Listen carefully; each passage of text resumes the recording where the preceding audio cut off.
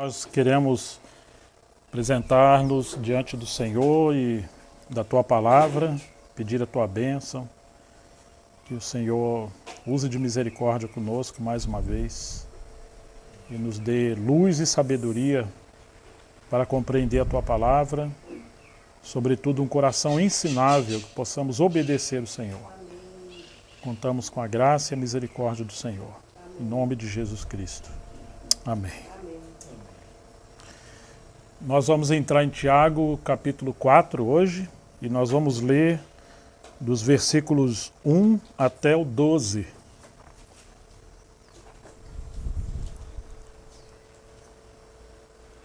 Que nos diz assim: de onde procedem as guerras e brigas que há entre vocês? De onde senão dos prazeres que estão em conflito dentro de vocês? Vocês cobiçam e nada têm, matam e sentem inveja, mas nada podem obter. Vivem a lutar e a fazer guerras. Nada têm porque não pedem. Pedem e não recebem, porque pedem mal para esbanjarem em seus prazeres.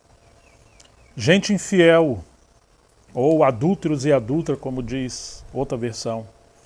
Vocês não sabem que a amizade do mundo é inimizade contra Deus? Aquele, pois, que quiser ser amigo do mundo, se torna inimigo de Deus.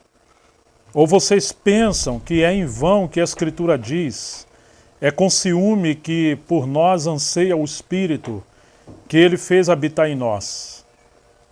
Mas Ele nos dá cada vez mais graça. Por isso diz: Deus resiste aos soberbos, mas dá graça aos humildes. Portanto, sujeitem-se a Deus, mas resista ao diabo, e ele fugirá de vocês. Cheguem perto de Deus, e ele se chegará a vocês. Limpe as mãos, pecadores, e vocês que são indecisos, purifiquem o coração. Reconheçam a sua miséria. Lamentem e chorem, que o riso de vocês se transforme em pranto, e que a alegria de vocês se transforme em tristeza. Humilhem-se diante do Senhor, e Ele os exaltará. Irmãos, não falem mal uns dos outros. Aquele que fala mal do irmão ou julga o seu irmão, fala mal da lei e julga a lei.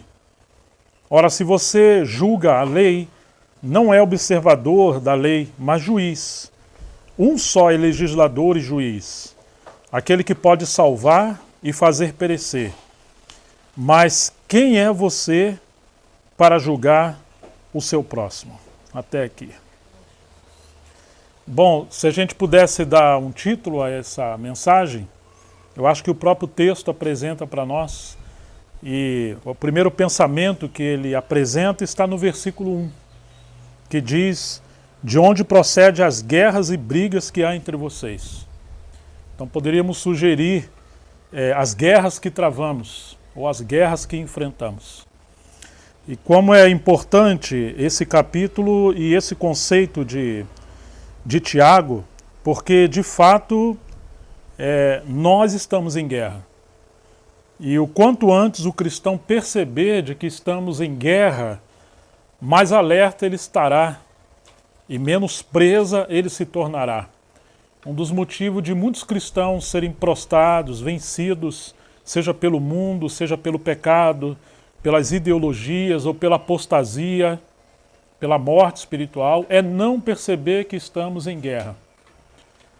O A.W. Tozer dizia que uma das fraquezas do cristão do nosso tempo é que ele vive, em outras palavras, uma vida relaxada nessa terra. Ele também diz que esse mundo não é um lugar de lazer, mas é um campo de batalha. Então, devemos estar alertas e devemos estar aqui como soldados de um mundo que não é aqui. Nós estamos indo para lá.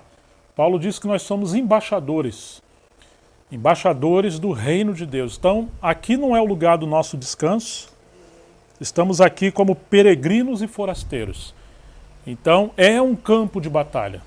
Quando a gente vê aquela saga do Tolkien, O Senhor dos Anéis, ou as Crônicas de Nárnia, de C.S. Lewis, e nós encontramos aquelas batalhas titânicas, que não seja apenas um momento de lazer e descontração, ver esses vídeos, esses filmes ou ler os seus livros, mas que seja também uma ilustração da guerra real que nós travamos. Será lastimável quando nós lermos algumas literaturas, seja ela de quais forem, e de fato as literaturas e os vídeos, os filmes, a maioria delas tem guerra, algum tipo de guerra, de batalha, de sobrevivência, e tudo isso reflete essa batalha cósmica que nós temos entre o bem e o mal, entre as trevas e a luz, entre Satanás e Deus. E tudo isso deveria nos despertar, mesmo aquelas pessoas que não conhecem a palavra, mas são diretores de grandes filmes ou escritores de grandes livros, eles revelam uma grande guerra que tem dentro de si, ou uma grande guerra que eles percebem no mundo, ou que experimentam o mundo espiritual. Agora, muito mais nós cristãos deveríamos estar alertas a esse tipo de guerra que nós enfrentamos. Segundo esse texto de Tiago, capítulo 4, do 1 ao 3, nós poderíamos pelo menos dividir em 3 tipos de guerras ou 3 níveis de guerras que nós enfrentamos. Primeiro é a guerra contra pessoas, ou a guerra entre seres humanos ou entre cristãos. A segunda é a guerra contra nós mesmos. Praticamente impossível qualquer um de nós não reconhecer que existe uma guerra dentro de nós. Aquela batalha que Paulo falava, que o bem que eu quero fazer eu não faço, o mal que não quero fazer, esse faço. E ele ficou admirado que quando ele queria fazer o bem, o mal já estava diante dele e ele se declara um homem miserável. E no capítulo 5 de Gálatas ele fala daquela guerra, aquela batalha do espírito contra a carne contra o espírito, e cada um se opõe um ao outro para não fazer o que querem. Então você vê realmente uma batalha. E o terceiro nível de guerra seria uma guerra contra Deus. Então vamos considerar e refletir um pouco esses 3 níveis de guerra. A primeira, que é essa guerra contra pessoas, ou guerra no sentido de a possibilidade de estarmos enfrentando guerra uns com os outros. Tiago capítulo 4, esse versículo 1, o 11 e o 12, vai nos dizer assim: de onde procedem as guerras e brigas que há entre vocês? Então ele está apresentando uma guerra que há entre nós. E a gente tem que considerar isso muito. Porque embora somos uma comunidade de cristãos e comunidade de amor, o amor deve reinar entre nós, mas nós somos desafiados a uma batalha todos os dias. Ao chegar aqui nesse recinto tão prazeroso, pequenas palavras, pequenos gestos, pequenas atitudes podem ser mal interpretadas. E a gente, sem perceber, pode criar uma disposição dentro de nós ou fazer uma interpretação, uma leitura não ajustada pelo amor. E é muito fácil as pessoas terem problemas uns com os outros, que depois de um tempo você vai analisar ou trazer para a luz, você vê que realmente é algo que surgiu do coração por uma motivação não pura, mas carnal. Ele vai seguir o texto dizendo assim: de onde senão dos prazeres que estão em conflito dentro de vocês mesmos? Ou seja, uma pessoa não cheia do Espírito Santo e mais seduzida pela carne ou influenciada pela carne, ela manifesta mais facilmente as obras da carne. Inimizades, contendas, porfias, mal suspeitas, todos aqueles aspectos negativos, isso predomina muito mais num coração que não estiver purificado pela palavra e pelo Espírito, não governado por Cristo, como Paulo fala aos Efésios 3, e governe Cristo a partir do coração de vocês, e uma pessoa que não esteja cheia do Espírito Santo, que não manifesta o fruto do Espírito Santo em amor, misericórdia, alegria, paz, compaixão e etc. Tiago está mostrando que a raiz das guerras procedem de uma guerra que está dentro de cada um de nós. Leia novamente o texto. De onde vêm essas guerras? De onde procede? Quais as origens? Senão dos prazeres que estão em conflito dentro de vocês mesmos. Quer dizer que o pecado é a origem de todas as coisas. Mas é esse coração, ou esse homem, ou essa mulher, que trava uma guerra dentro de si e que alimenta muito mais a carne do que o espírito, mais facilmente terá guerra com seus irmãos, ou com seus parentes, ou com seu patrão, ou com a sociedade, ou com qualquer tipo de autoridade. Tem gente que tem repulsa à autoridade. A autoridade para ele é uma ameaça. A autoridade representa controle, mas na verdade isso representa simplesmente um coração rebelde contra Deus que estabeleceu a autoridade. Se uma pessoa está em guerra consigo mesma e ela está sempre subjugada pelo seu ego, qualquer coisa no universo que vá de encontro ao seu ego, a sua opinião, o seu controle, ela vai se alarmar e vai se tornar um soldado que está impondo a sua arma ou a sua espada para eliminar aqueles que, apesar de serem seus amigos, na sua concepção se tornam inimigos. E isso é um problema muito grande. Então Tiago está dissecando para nós. Ele está mostrando a origem para nós, de onde procedem as guerras e brigas que há entre vocês. Paulo falou aos coríntios que só haver demanda entre vocês já é uma vergonha e já é uma derrota. Irmãos, uma das coisas mais terríveis em nosso tempo é quando os cristãos se dividem e no lugar de ser amigos se tornam adversários. Não conseguem nem mais se ver, olhar nos olhos, se abraçar. Ou perde o prazer da comunhão, do relacionamento, da confraternização. Por quê? Porque tem uma guerra dentro de si. E eles estão vencidos por esse egoísmo, por essa carne. É importante demais, no lugar da gente ter uma opinião sobre as coisas, uma opinião sobre o mundo, uma opinião sobre a igreja, uma opinião sobre nós, ou sobre o casamento, ou sobre a educação de filhos, ou sobre a política, o mais importante é nos submetermos àquilo que as Escrituras falam para nós. Por que digo isso? Porque quase sempre nós vamos interpretar as coisas de acordo com a guerra que nós enfrentamos dentro de nós. Então temos a tendência de repulsar as coisas. Por quê? Porque nós não queremos ser essa vítima de sermos vencidos pelo bem, pelo reino de Deus, quando temos um coração, se estivermos em rebelião, em desobediência contra Deus. O primeiro ponto que precisamos entender é que temos uma guerra. Mas Tiago começa a descortinar a origem da guerra que os cristãos tinham entre eles. Ontem eu fiquei impressionado lendo um Twitter de um pastor muito conhecido no Brasil, já liderou megas igrejas, e ele falou que finalmente está experimentando uma coisa extraordinária que nunca tinha experimentado.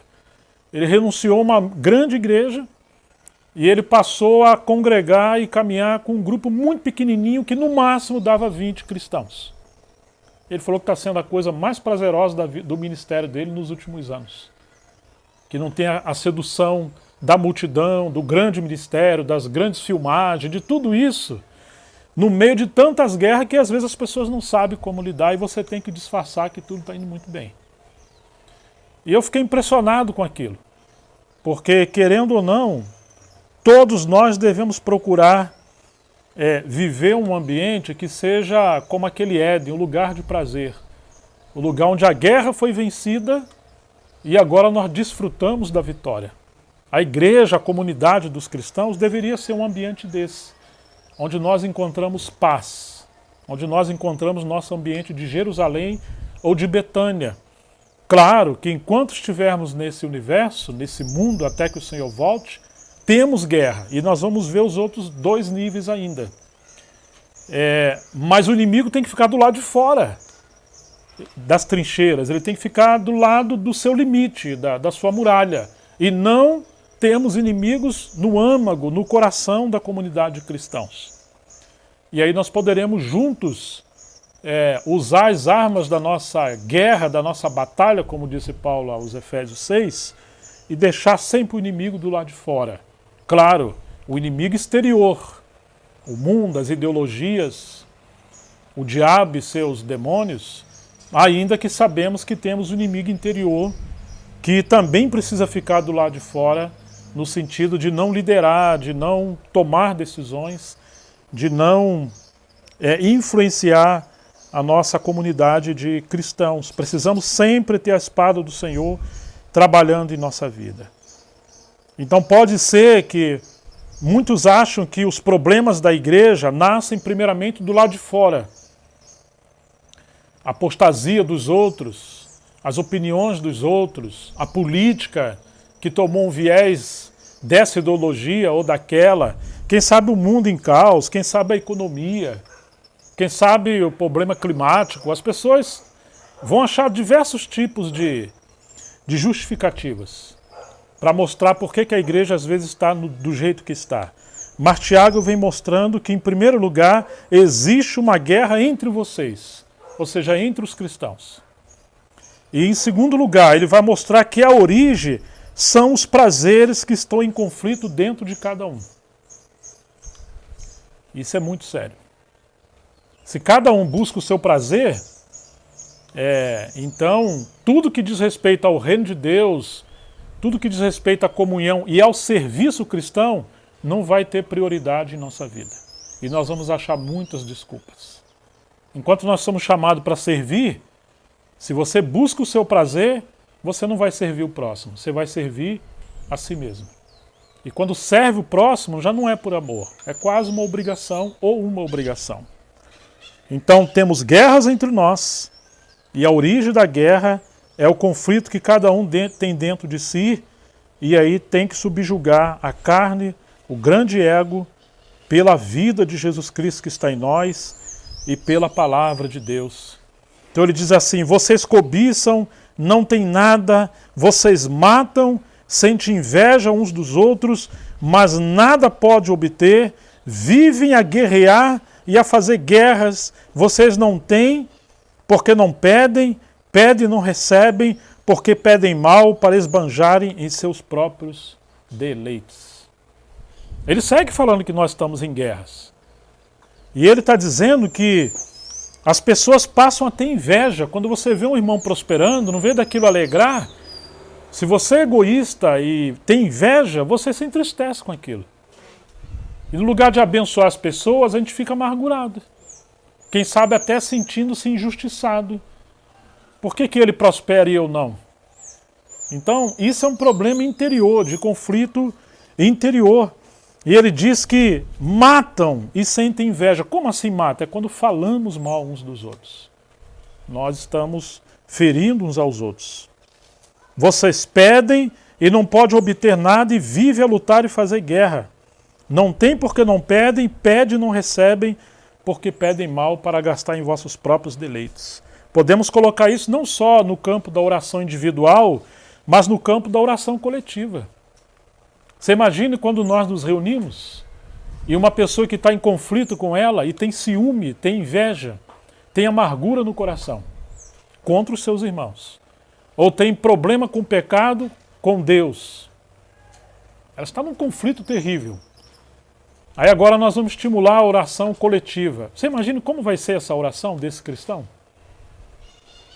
É uma situação difícil, porque tem mais cheiro de defunto do que de aroma suave do perfume de Cristo pela oração. Vocês estão me entendendo? Então Tiago está dizendo assim: a sua oração individual é detestável, mas a sua oração coletiva está gerando morte para a igreja, porque você tem uma guerra dentro de você. E agora, pela sua oração, você não pode receber, porque você está externando a guerra que está dentro de você. E é interessante que pessoas que têm guerra consigo mesmo, dificilmente vai poder compreender assim que Deus tem necessidades. As pessoas sempre oram pelas suas próprias necessidades, porque elas não estão almejando o reino de Deus, elas estão almejando os seus próprios interesses ou o seu próprio reino. É a sua casa, é a sua cura, é o seu dinheiro, é os seus negócios e tantas outras coisas. Não que seja errado orar por isso, mas é errado quando você quer transformar Deus como aquele gênio da lâmpada e você quer seduzi-lo a ser o seu escravo. Achar alguém mais poderoso, que ele venha cercar você com um muro de proteção do sofrimento, da dor, da luta, guardar você de toda a possibilidade de problemas, para você viver muito bem sucedido nesse mundo. Isso é uma oração de um egoísta. E que Deus nos livre dessas coisas. Nós devemos sim orar por essas coisas, mas para que Deus seja glorificado. Como Paulo falou, quer comais, quer bebais ou façais qualquer uma outra coisa. Façam tudo para... Qual é a nossa motivação maior? Para a glória de Deus deve ser a nossa motivação maior. Então temos muitos desafios na nossa vida e você deve orar por cada um desses. Mas o propósito maior tem que ser a glória de Deus. Então no versículo 11 ele vai dizer: irmãos, não falem mal uns dos outros. Olha aí a guerra. Aquele que fala mal do irmão ou julga o seu irmão, fala mal da lei e julga a lei. Ora, se você julga a lei, já não é observador da lei, mas juiz. Um só é legislador e juiz, aquele que pode salvar e fazer perecer. Mas quem é você para julgar o seu próximo? É uma linha muito fina. Quando estamos dialogando com pessoas que têm responsabilidade no pastoreio ou na ajuda nos serviços, quando nós estamos falando mal ou quando nós estamos identificando debilidades, problemas e origem de problema para saber como conduzir.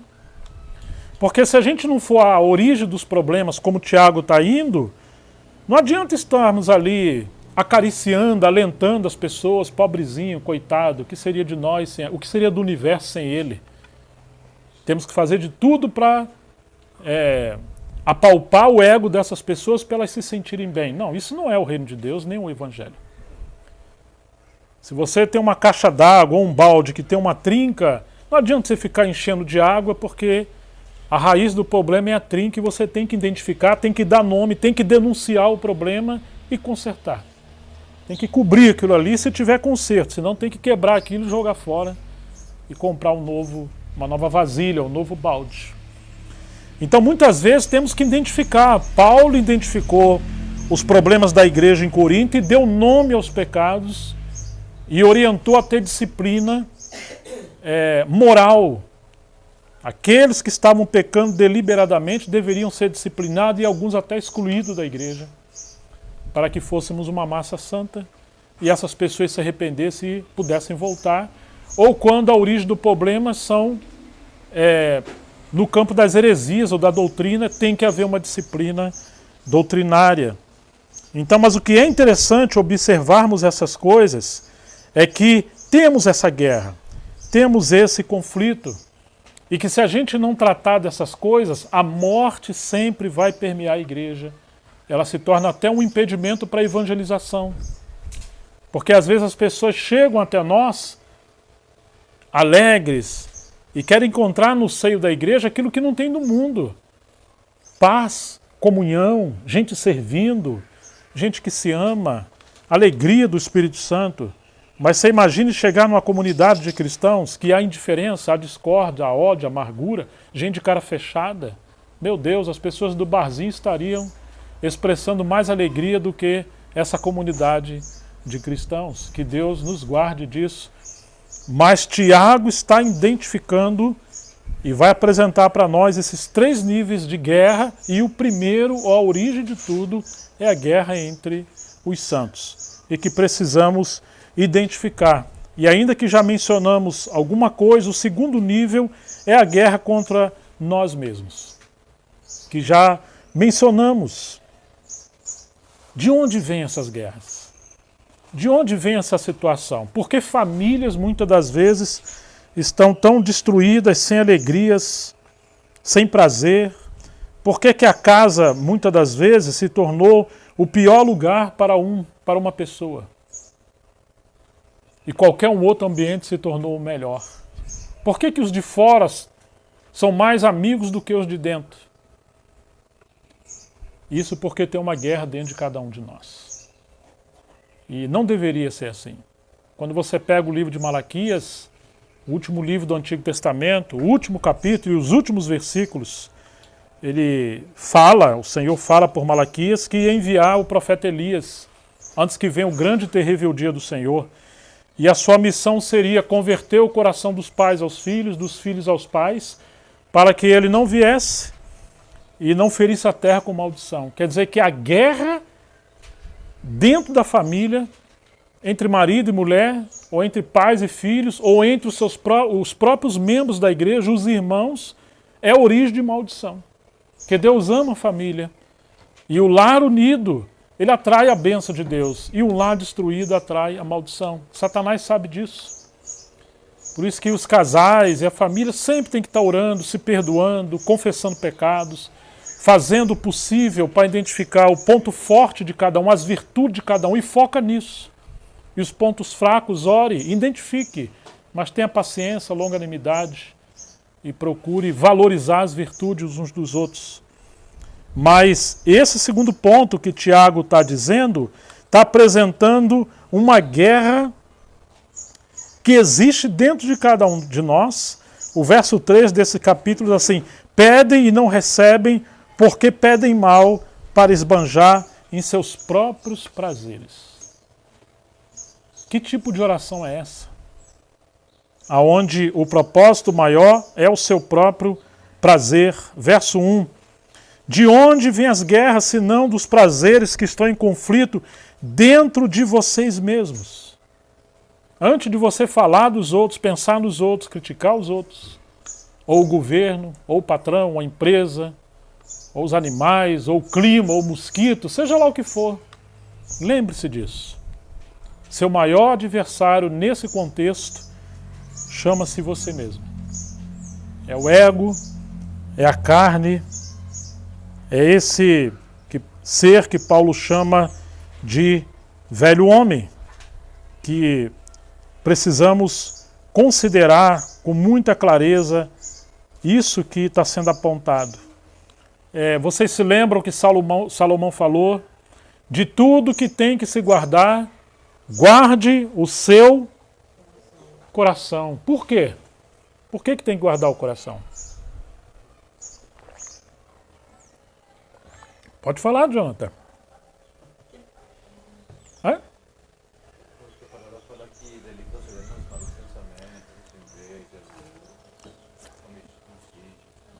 Do coração procede ou emana as saídas da vida.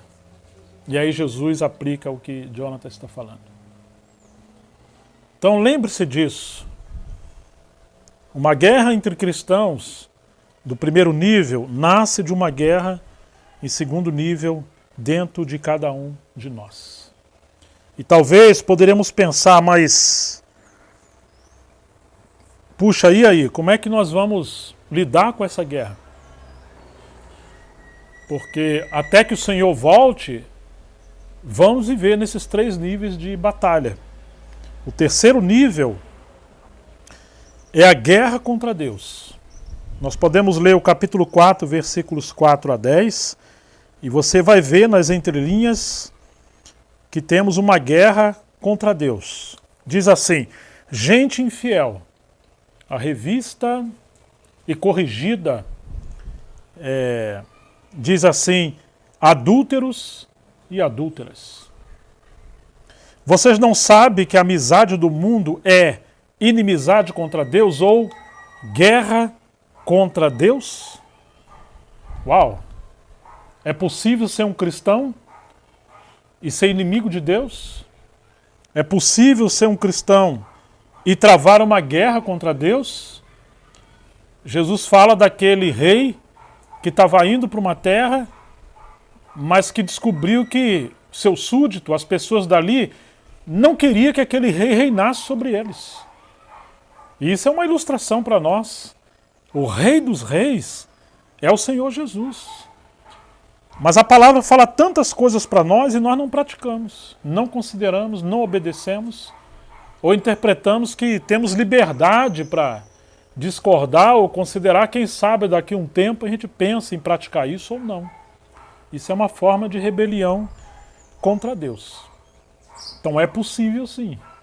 Por isso que naquele dia, segundo aos Coríntios 5:10, haverá um tribunal de Cristo e cada um de nós daremos conta naquele tribunal do julgamento dos santos do que fizemos aqui enquanto estamos nessa terra, nesse corpo. O que eu e você fizemos com o nosso tempo, com os nossos talentos que Deus nos deu, com a nossa saúde, com tudo que Ele nos deu.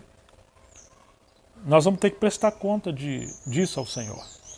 Se formos amigos e servos de Deus, ou se formos inimigos de Deus e servos inúteis porque servimos a nós e não a Ele.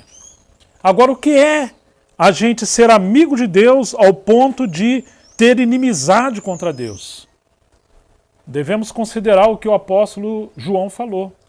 O mundo jaz no maligno. Infelizmente, muitos cristãos, eles tomam decisões nas suas vidas em ampla escala, baseado no que a psicologia fala, a ideologia fala, a filosofia fala, o Google fala, os conselheiros desse mundo falam, da sociedade. Tem muita coisa boa que nós devemos valorizar os profissionais, os educadores, desde que não entre em conflito com a palavra de Deus. Na hora que você abraçar o que esse mundo fala, e isso está contra o que Deus fala, você se tornou amigo do mundo e está desprezando a Deus e se tornou inimigo de Deus. A Escritura diz assim: corrija a criança enquanto ela é pequena, para quando ela crescer ela não se perca. Diz que a malícia, o pecado, enfim, tudo está já no coração da criança. Mas a disciplina e a vara da disciplina tira. Mas a psicologia não fala isso. Em ampla escala fala assim: não corrija a criança, deixa ela. Você não pode magoar, você não pode entristecer, você não pode ferir. Você não pode nem acordar o seu filho se ele estiver dormindo. Você tem que preparar a sua casa, até as paredes que você pintar, tudo que você for fazer na sua vida, coloca o seu filho em primeiro lugar. O pai tem que virar escravo do filho, a mãe escravo do filho, o casal já não tem prioridade entre eles porque tudo é para a criança. Aí você cria o seu filho nessa bolha, mimado, aí eu vou usar também a psicologia, que vai mostrar para nós que as crianças mais inseguras, mais tendentes ao suicídio, à depressão, são as crianças que não sofreram, isso é a psicologia boa, né? Que era dos mais conservadores até 20, 30, 40 anos atrás, são as crianças que não sofreram disciplina na sua infância e na sua formação. Então elas criaram com o ego sendo mimado, como se nunca teriam guerras na vida. Agora elas descobrem que o mundo está em guerra. Desde a hora que você acorda. Na verdade, até a hora que você está dormindo, você tem guerra com seus pensamentos, com a sua alma, com o seu sono. E eles não sabem lidar com isso, que você não preparou seu filho para o mundo real. Se você seguir o que esse mundo fala, esse dia eu fiquei assustado, um jornal de peso no Brasil publicou que foi provado que casamentos que duram muitos anos, décadas, são mais propensos a gerar infarto nas pessoas. Eu falei, meu Deus, eu acabei de fazer 30 anos de casado. Se eu for seguir isso aqui, eu demorei com a mesma mulher. Deveria ter 3, 4.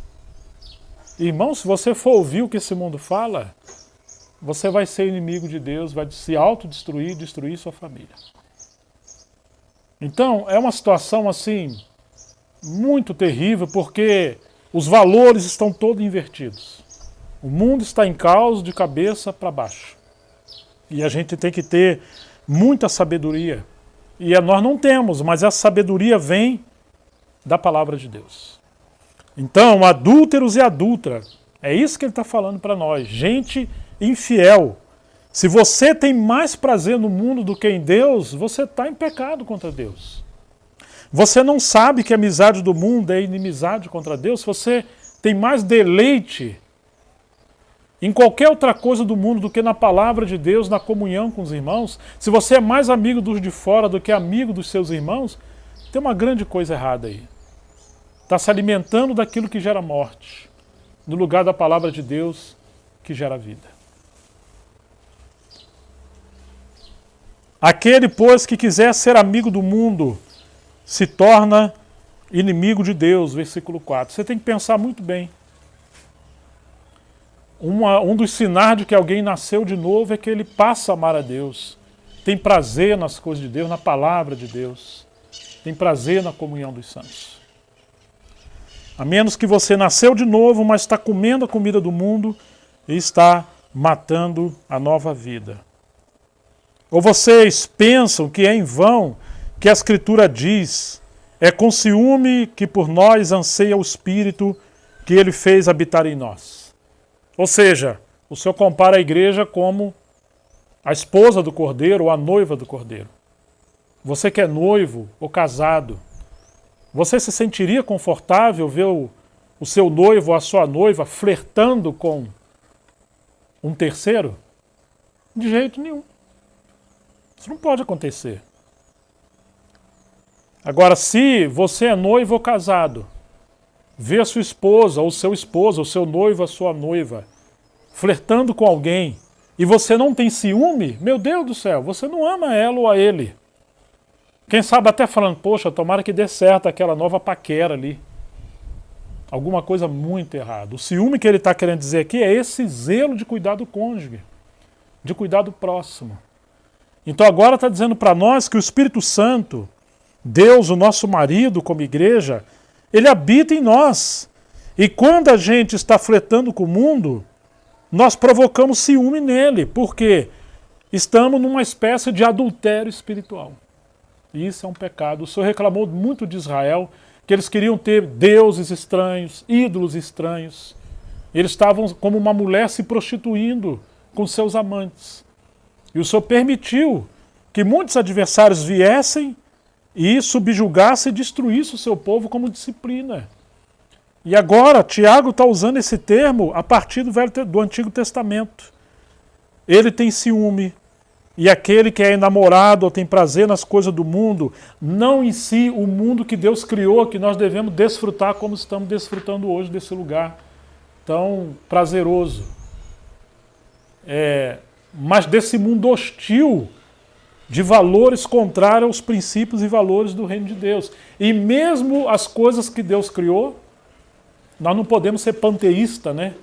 No sentido de achar que é como se assim, tudo é Deus.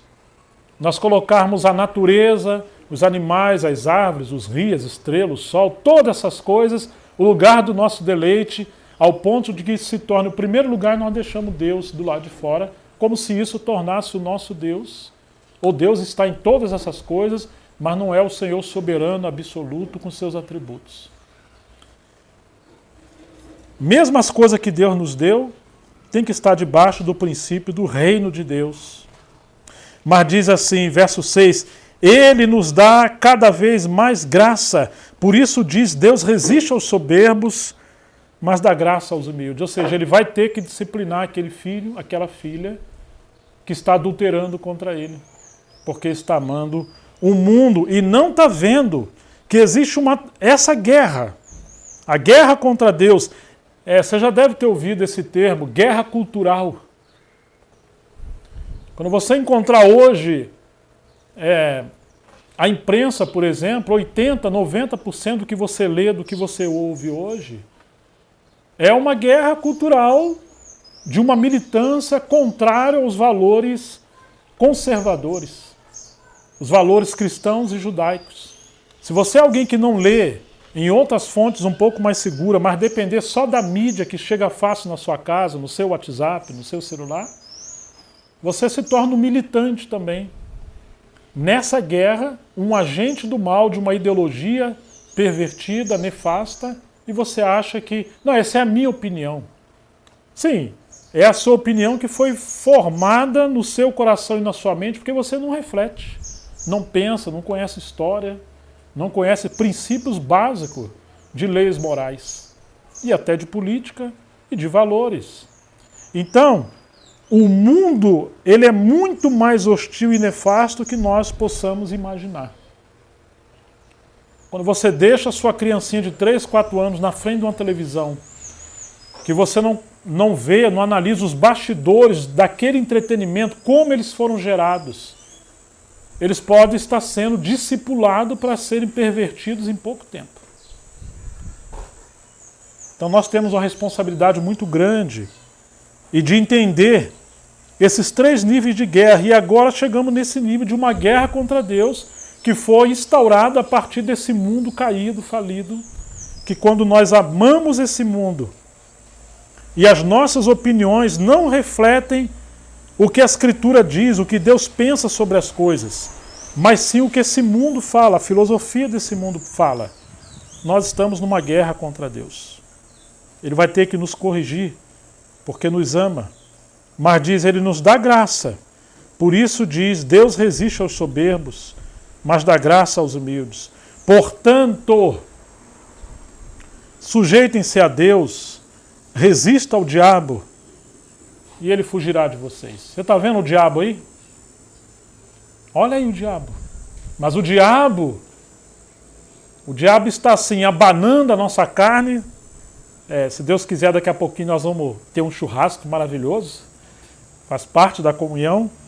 Mas alguém vai ter que pegar esse carvão e jogar um fogo nele. E abanar, dependendo como for, para alastrar. É isso que o diabo faz. Ele sabe que na nossa carne ainda tem a lei do pecado e da morte. Essa guerra dentro de nós. O mundo totalmente preparado, desenhado e cheio de estratégia de marketing para despertar as cobiças e os desejos da nossa carne.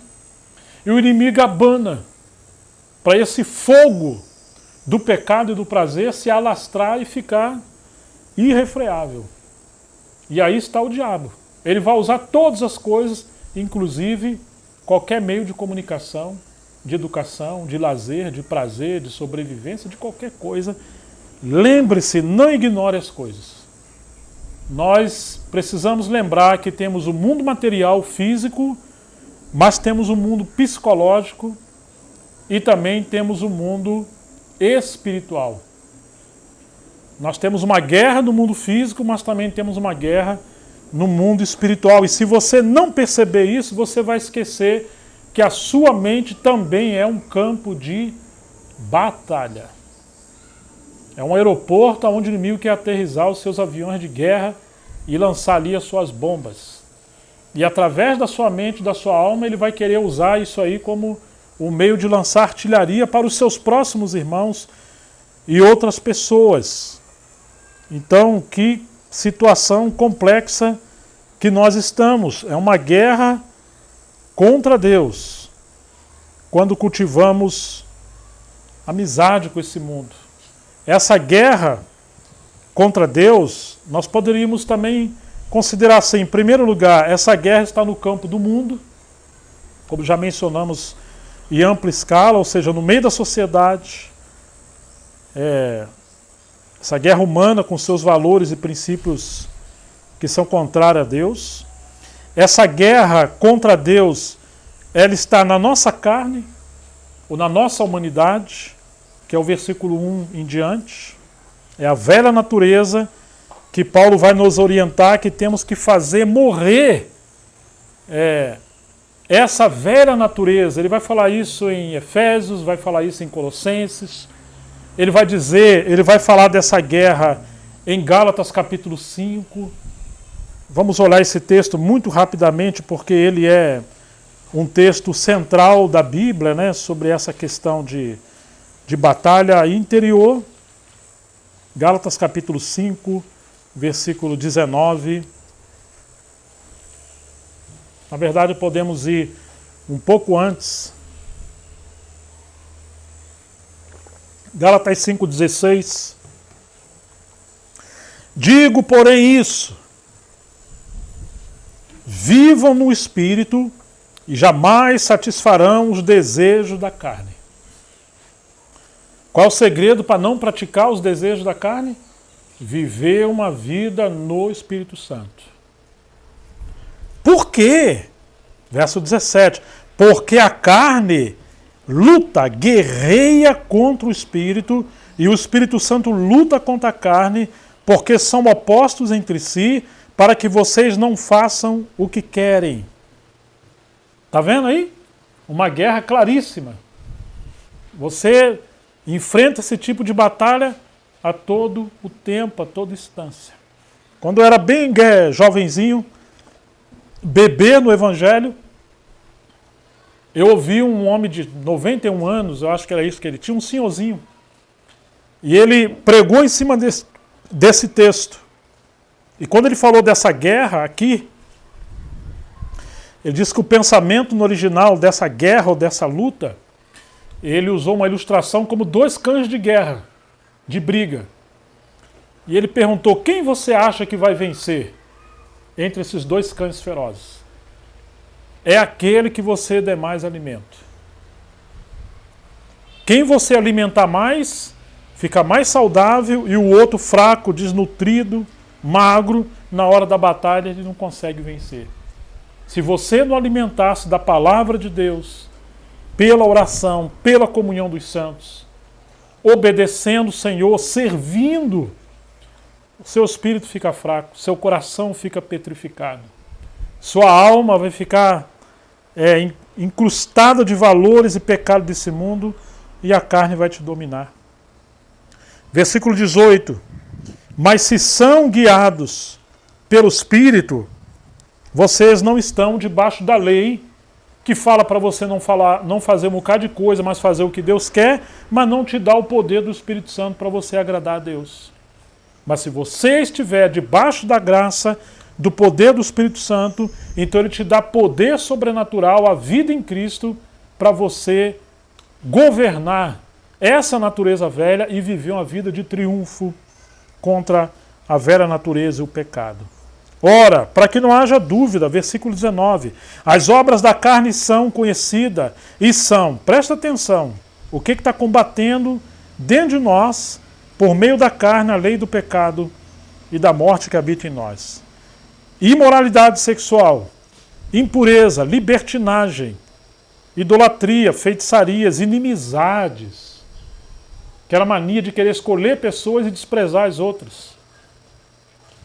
Rixas, ciúmes, iras, discórdia, divisões, facções, inveja, bebedeiras, orgias e coisas semelhantes a estas. Declaro a vocês, como antes já os preveni, que os que praticam tais coisas não herdarão o reino de Deus. Mas o fruto do Espírito é amor, alegria, paz, longanimidade, benignidade, bondade, fidelidade, mansidão, domínio próprio. Contra estas coisas não há lei. E os que são de Cristo Jesus crucificaram a carne, com as suas paixões e os seus desejos.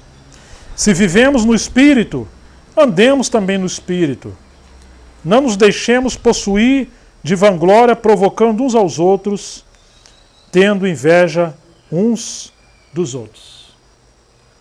Se temos o Espírito Santo em nós e vivemos pela vida do Espírito Santo, toda a nossa forma de viver, todos os nossos passos, devem proceder dessa origem de uma vida de habitação no Espírito Santo. Então, sobre essa guerra contra Deus, voltando a Tiago 4, do 4 ao 10. Em primeiro lugar, é uma guerra do mundo, ou no mundo, por meio da sociedade, os valores desse mundo. É uma guerra, em segundo lugar, dentro de nós, que nós acabamos de ilustrar com Gálatas 5 em diante. E o segundo ponto, em terceiro lugar, é uma guerra contra o diabo, que usa a carne e o mundo. Nós vamos encontrar muitas coisas boas que a nossa carne gosta, mas o inimigo faz exatamente como a gente faz para pegar um peixe. Você vai ali no pesqueiro ou no lago, chega ali e senta ali e fala assim: ô peixinho, olha, eu quero pescar você, mas não queria te magoar, te ferir, não vou botar anzol, você, se eu botar o dedo aqui, você vem e eu pego você tranquilamente. Claro que não. Você não vai caçar nada desse jeito. Você vai ter que lançar uma isca com um anzolzinho ali, e ele acha que vai comer aquela minhoquinha ou aquela isca e ele está sendo fisgado. O inimigo é assim. Lança uma comidinha, lança uma coisa boa, uma coisa agradável, vai massagear o nosso ego e ele vai lançar o pecado. Quando a gente menos espera, o inimigo nos fisgou. A sua isca promete liberdade e alimento para o peixe, mas você vai fisgar ele vai se tornar seu prisioneiro, e o pecado é assim. Ele propõe alegria, gera tristeza. Propõe liberdade, te torna um escravo. Você pensa que vai ser livre, se torna um pecador. Acha que vai ter vida e se torna morto. E pior, você se torna um amigo do mundo e inimigo contra Deus. Daqui a pouco você está perdendo tudo. Aquela mente sensível a Deus e a todas as coisas vai se tornando cauterizada, e agora você já não percebe mais. Todo mundo está vendo que você está indo para o abismo. Mas você acha que as pessoas querem se meter na sua vida. As pessoas que são seus amigos se tornam seus inimigos. É tudo invertido. É assim que o inimigo consegue destruir tudo que somos e o que temos. Que coisa terrível. Então, como podemos vencer essas guerras? Como podemos vencer a nós mesmos, o mundo, e viver em paz com Deus, uns com os outros, e nós conosco mesmo? Você vai encontrar Tiago capítulo 4, verso 6. O que diz esse versículo, Tiago 4, verso 6? Você pode ler bem alto?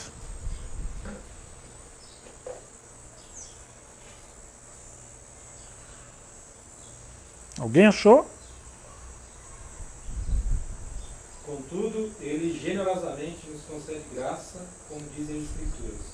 Deus se opõe aos orgulhosos, mas concede graça aos humildes. Em primeiro lugar, Deus concede graça aos humildes. A maneira de vencer e de ficar em paz com Deus é pela graça poderosa do Senhor, que não apenas nos salva, mas nos dá poder para sermos santos, para sermos amigos dos outros, para servir, sobretudo, para ser amigo de Deus. Em segundo lugar, versículo 7. Vamos ler, que diz assim: portanto, já que Deus nos dá graça, portanto, já que sabemos que estamos em guerra e não podemos vencer por nós mesmos, portanto, depois de tudo isso, sujeitem-se a Deus. Qual é a maneira de vencer todas as coisas? Achar graça. Deus dá graça aos humildes. Portanto, submetam-se a Deus. Somente isso que ele fala, mas diz: não, mas resistam ao diabo e ele fugirá de vós. Mas como assim o diabo? Será que ele vai chegar até nós? Uma capa vermelha, um tridente, um chifre enorme, aquele homem de 3 metros. Será que é assim que ele vai vir, dando aquelas risadas cavernosas? Eu acho que não, né? Eu acho que não é assim. Ele chega até nós de várias maneiras. E a gente tem que discernir. Aquela passagem de Pedro: o diabo, vosso adversário, anda ao vosso derredor como leão que ruge. Muitas das vezes você está no celular e salta ali um clipe ou um pop-up, ou salta uma imagem, qualquer outra. Quando você olha, desperta algo dentro de você. Especialmente no campo da imoralidade. Você tem que lembrar, esse é o diabo que está rugindo e está te chamando agora. Oi fulano, tudo bem? Queria conversar com você. E você vai ter que decidir. Ou você está vendo uma televisão, dá um comercial, uau, que terrível. Não apenas o comercial, um filme. Não apenas isso, um livro. Esse dia eu estava lendo um livro, eu falei, meu Deus, mas é um livro cristão. Pois é. Até mesmo hoje os livros cristãos você tem que ficar ali considerando que você tem a teologia liberal hoje. Você tem um livro do John Stott chamado Deísmo. John Stott não, John Piper. Onde ele mostra quantos teólogos hoje se tornaram deístas, que eles creem que existe Deus, Mas Deus não opera mais hoje como no primeiro século, lá, com tantos milagres, desde o Velho Testamento. Não, ele não vai interferir na história, não. Como se as mãos de Deus estão amarradas, porque Deus é pequeno. Ele não é mais aquele Deus poderoso do Antigo Testamento. Teologia liberal. Irmãos, tem tantas coisas. O importante é você ser feliz. Seu casamento está passando alguma crise, talvez é hora de você trocar de cônjuge. É assim que a teologia liberal está aí. Os pensadores estão aí. Então, o adversário bate na nossa porta, de muitas e muitas e muitas e muitas maneiras. Você tem que aprender a resistir ao diabo. Sabe quando você acorda, fala assim, eu vou orar. Aí vem aquele pensamentozinho assim, mas fica um pouquinho na cama. Aí você levanta depois de um tempinho. Depois eu oro. Tem alguém conversando com você. Pode ser o diabo, igual falou com Eva e ela conversou com a serpente. Pode ser a sua velha natureza. Mas não tem muita diferença entre o diabo e a velha natureza. Acho que é tudo farinha do mesmo saco. E a gente conversa conosco mesmo. Depois eu leio a Bíblia. Aí já chegou, às vezes você já está na cama à noite, já falou, amanhã eu leio. É só um exemplo. Que o inimigo ele chega até nós de diferentes maneiras. Mas ele diz, resistir o diabo e ele fugirá de vós. Quantas pessoas pararam de congregar, mas começou pequenininho, hoje eu não vou não, Deus entende e tal, e você fica ali. Aí depois não vem de novo, depois não vai acontecer, você nunca mais vem. Resistir ao diabo, ele fugirá de vocês. Primeiro é a graça, segundo, sujeite-se a Deus, terceiro, resista ao diabo, em quarto lugar, cheguem-se a Deus ou perto de Deus, e o que vai acontecer? Ele se achegará a vós. Olha que coisa linda. Ele quer estar perto de nós, ele quer falar conosco, ele quer nos abraçar, ele quer se envolver, ele quer nos dar graça, mas ele espera que a gente se achegue a ele. Em quinto lugar, limpe as mãos, pecadores, ou seja, pare de usar suas mãos para coisas que envergonham a Deus. Quanto tempo nós usamos para cuidar de nós mesmos, sermos vaidosos e fazer tantas coisas que nos lambuzamos mais no pecado e não na graça e no serviço a Deus. Em sétimo lugar, e vocês que são indecisos, purifiquem o coração. Quando ele fala no capítulo 1, o homem de coração duplo é inconstante em todos os seus caminhos, não pense que esse homem ganhará alguma coisa do Senhor. Toma uma decisão, assume uma posição.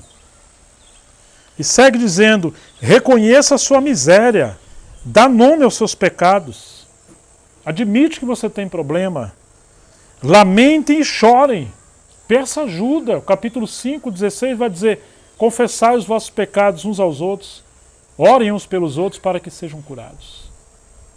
Aquele que esconde seus pecados, suas debilidades, nunca vai prosperar, mas aquele que confessa e deixa alcançará misericórdia. Lamentem, que o riso de vocês se transforme em pranto e que a alegria de vocês se transforme em tristeza. Humilhem-se diante do Senhor e o que vai acontecer? Ele vos exaltará no sentido de dar plena vitória. De podermos vencer qualquer tipo de pecado, qualquer tipo de obstáculo e sermos vitoriosos nesses 3 níveis de batalha, nesses 3 níveis de guerra. Em primeiro lugar, a guerra contra pessoas. Segundo, a guerra contra nós mesmos, dentro de nós. Em terceiro lugar, a guerra contra Deus. Que o Senhor realmente nos ajude e nos dê graça para entender isso e possamos viver nesse tempo que ainda nos resta de maneira sábia. Nunca baixe a sua guarda. Na hora que você ignorar que estamos em guerra, se torna uma presa fácil e provavelmente você já foi abatido.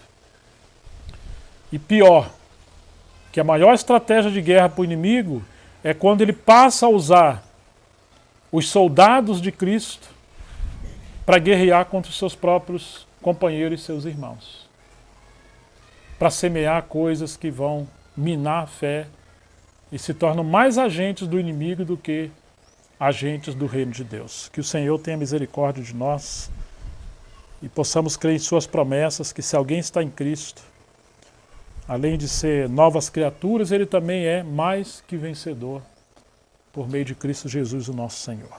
Vamos orar.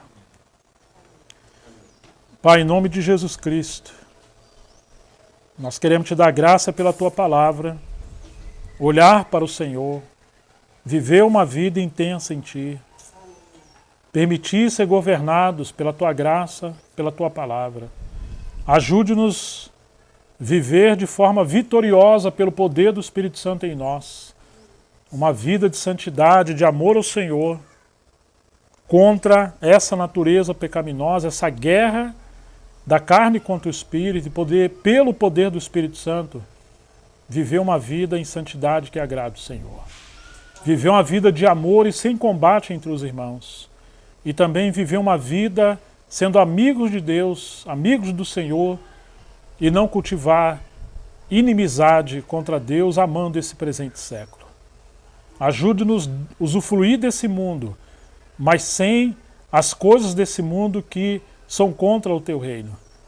Que o Senhor nos dê graça para viver uma vida contra o diabo, em vitória, Senhor.